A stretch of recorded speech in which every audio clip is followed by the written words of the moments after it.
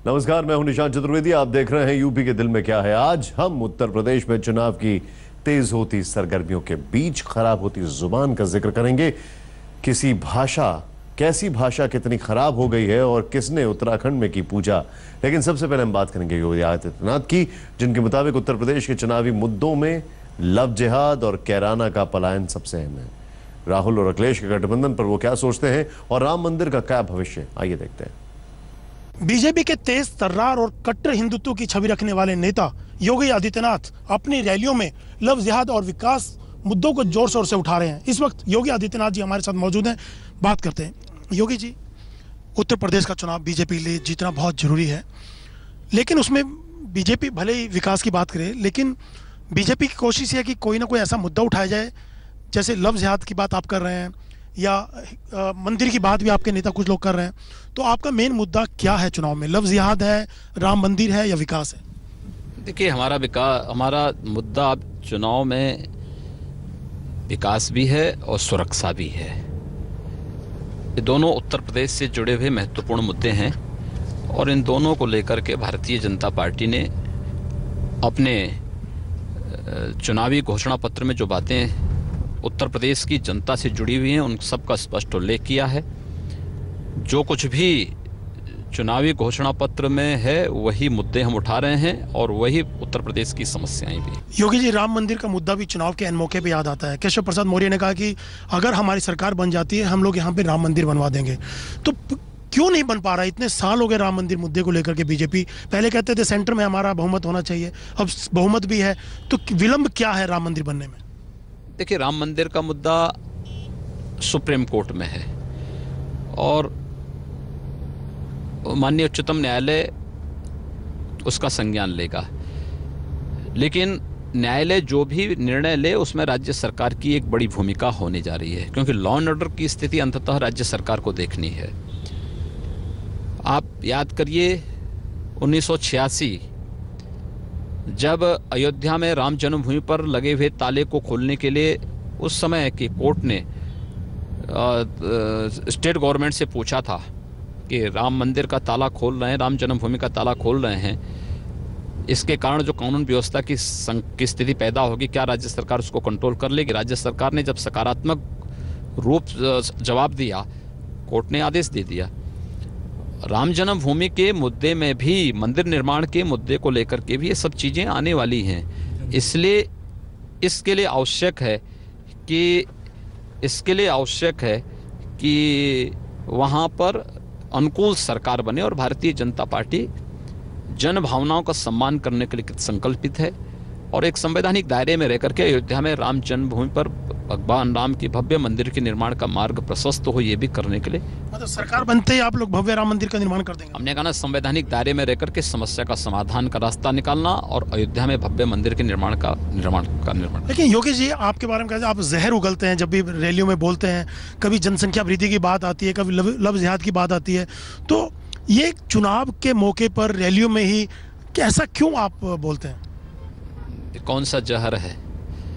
यानी बालिकाओं के साथ छेड़खानी को रोकना जहर है, या पश्चिमी उत्तर प्रदेश में अवैध बूचड़खानों को रोकना, जिसको कि एनजीटी रोकने के लिए प्रदेश सरकार को आदेश दे चुकी है, क्या ये जहर है?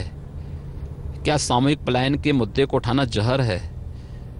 मुझे अफसोस है कि आपको देश की ज्वलंत समस्याएं जहर नजर आती हैं। नहीं, विपक्षी ये आरोप लगाते हैं, हमेशा ओवैसी ये आरोप लगाते हैं आपके। ओबीसी जैसे लोग अगर सर्टिफिकेट देने लग जाएंगे तो दुर्भाग्य होगा इस देश का। आपका मुकाबला समाजवादी पार्टी से या बीएसपी से है? देखिए, भारतीय जनता पार्टी पूरे प्रदेश में लड़ रही है। पूरे प्रदेश में भारतीय जनता पार्टी है। अलग अलग पार्ट में कहीं सपा है, कहीं राष्ट्रीय लोक दल था, कहीं पर बसपा है, कहीं पर कोई क्षेत्रीय दल और आ गया है। ये दल सभी जगह नहीं है। योगी जी, नोटबंदी मुद्दा है क्या चुनाव में, और क्या रेफरेंडम होगा ये चुनाव, 5 राज्यों के चुनाव बीजेपी के लिए? देखिए, रेफरेंडम के रूप में आप इसको कैसे नहीं ले सकते। चुनाव के मुद्दे अलग होते हैं। नोटबंदी पर जनता का जो समर्थन मोदी सरकार को मिला है, वास्तव में इसके लिए देश की जनता को बधाई दी जानी चाहिए। एक आखिरी सवाल, यूपी की जीत और हार क्या 2019 के आम चुनाव का रास्ता तय करेंगे? देखिए, लोकसभा चुनाव में राष्ट्रीय मुद्दे होते हैं और नेशनल इशू पर लोकसभा का चुनाव लड़ा जाता है। राज्य के चुनाव होते हैं और क्षेत्रीय स्तर के मुद्दे होते हैं, और इसलिए ये नहीं होगा। 2019 में भारतीय जनता पार्टी आएगी, पूर्ण बहुमत से सरकार बनाएगी। 5 वर्षों का हमारे कार्यों का लेखा जोखा जनता के पास होगा। 2017 के इस चुनाव में भी भारतीय जनता पार्टी 5 राज्यों में सरकार बनाने की ओर अग्रसर है। कहा जाता है ना, लोकसभा का रास्ता, आम चुनाव का रास्ता उत्तर प्रदेश से होकर के जाता है। जो उत्तर प्रदेश में जीतता है उसके अकॉर्डिंगली चीजें तय होती हैं। हम लोग पिछली बार उत्तर प्रदेश में हमारी सरकार नहीं थी, तब भी हम 73 सीटें जीते थे। आप मान के चलिए 2017 में भी भारतीय जनता पार्टी की प्रदेश में सरकार बनेगी।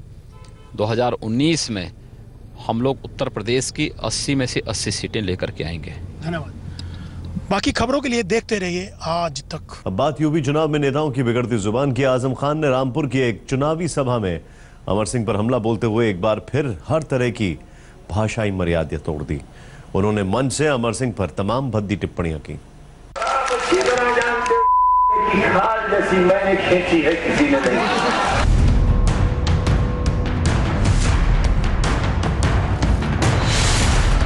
देश के प्रधानमंत्री को भाषाई मर्यादा और संस्कार सिखाने वाले समाजवादी आजम खान की भाषा का संस्कार देखिए। कैसी गंगा जमनी तहजीब के तट से नहाकर निकली है उनकी भाषा। को इसकी औकात और इसकी हैसियत में भी मैंने ही रखा है और लक़ब भी मैंने ही दिया।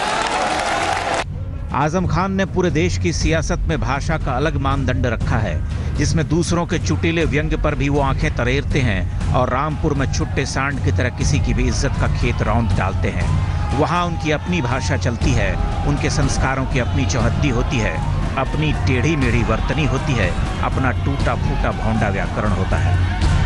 बोला सांड हूँ सांड, अरे है तो फिर भी जानवर। और सांड की खूबी क्या होती है? जंगल में और कोई खेत नहीं देखता, कहीं मुंह मार देता है। रामपुर से आजम खान ने पहले तो अमर सिंह की लानत मलामत की, फिर प्रधानमंत्री पर आ गए। लंबे समय से कानून व्यवस्था का सवाल झेल रही उत्तर प्रदेश की सरकार पर चुप रहे। अलबत्ता चुनावी हत्याओं के लिए प्रधानमंत्री और अमित शाह पर सवाल दाग दिए। बताओ वजीर आजम कहाँ है? 6 दिन वोटों के लिए भाई ने भाई का कत्ल कर दिया। आजम खान बड़े तहजीब वाले हैं, हंसते मुस्कुराते हुए दूसरों की इज्जत का फालूदा बनाते हैं। कभी बलात्कार के लिए उल्टे सीधे बोलते हैं, कभी प्रधानमंत्री को रावण कहते हैं और कभी किसी और को दलाल सांड। उन्होंने भाषा और सियासी तहजीब का नया तर्जुमा किया है। आमिर खान, रामपुर, आज तक। उत्तराखंड के सियासी दंगल को जीतने के लिए राहुल गांधी गंगा की शरण में पहुंच गए हैं।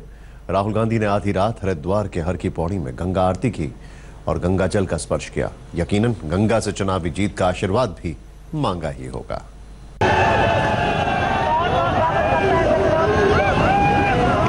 उत्तराखंड में आज चुनाव प्रचार का आखिरी दिन है और आखिरी दिन से ठीक एक दिन पहले राहुल गांधी ने अपनी पूरी ताकत प्रचार में झोंक दी। 75 किलोमीटर के रोड शो में हिस्सा लिया और करीब 12 घंटे के अंतराल के बाद हरिद्वार के हर की पौड़ी पर कांग्रेस उपाध्यक्ष ने इसे अंजाम तक पहुंचाया। गंगा की शरण में पूजा अर्चना के साथ हर की पौड़ी के घाट पर राहुल हाथ जोड़े बैठे हैं। गले में गुलाबी गुलाब की माला है। बगल में मुख्यमंत्री हरीश रावत भी हैं और सामने बैठे पंडितों का मंत्रोच्चार फिजा में गूंज रहा है। सबसे पहले राहुल गांधी की संकल्प पूजा कराई गई और बाद में राहुल गांधी ने आंखें बंद कर ध्यान भी लगाया। यकीनन गंगा से उत्तराखंड में कांग्रेस की बेहतरी का आशीर्वाद भी मांगा होगा। उत्तराखंड में असेंबली चुनाव है और उसके चलते भारी भरकम वोट हो और कांग्रेस पार्टी ने किया। देख सकते हैं कांग्रेस के उपाध्यक्ष राहुल गांधी जो है वो पूजा अर्चना हर की पौड़ी पर कर रहे हैं। लगभग 12 बज चुके हैं और यहाँ पर कांग्रेस के उपाध्यक्ष राहुल गांधी जो है वो हर की पौड़ी पर पूजा कर रहे हैं। राहुल गांधी को शाम के वक्त ही हरिद्वार की हर की पौड़ी पहुंचना था, लेकिन रोड शो में हुई देरी की वजह से कांग्रेस उपाध्यक्ष के कार्यक्रम में 5 से 6 घंटे की देरी हुई। लिहाजा आधी रात को राहुल के लिए गंगा घाट पर विशेष गंगा आरती का आयोजन किया गया। पहले घाट पर गंगा की आराधना की, फिर बाद में कल कल बहती गंगा का स्पर्श भी किया। विशेष पूजा की इस पूरी प्रक्रिया में उत्तराखंड के मुख्यमंत्री हरीश रावत राहुल गांधी के साथ ही रहे। कांग्रेस के जो उपाध्यक्ष है राहुल गांधी, वो यहाँ से पूजा अर्चना पूरी करके हर की पौड़ी से निकल रहे हैं। उत्तराखंड के चुनावी नतीजों की अहमियत राहुल गांधी बखूबी जानते हैं। फिलहाल सरकार कांग्रेस की ही है, लेकिन चुनौती फिर से रावत सरकार को बरकरार रखने की है। कहा जाता है कि सच्चे मन से मांगी गई मुराद को गंगा जरूर पूरी करती है, और राहुल भी ये जानते और मानते होंगे। हरिद्वार से सुप्रिया भारद्वाज के साथ आज तक ब्यूरो। वक्त हो गया एक छोटे से ब्रेक का। आप कहीं मत जाइए, क्योंकि ब्रेक के बाद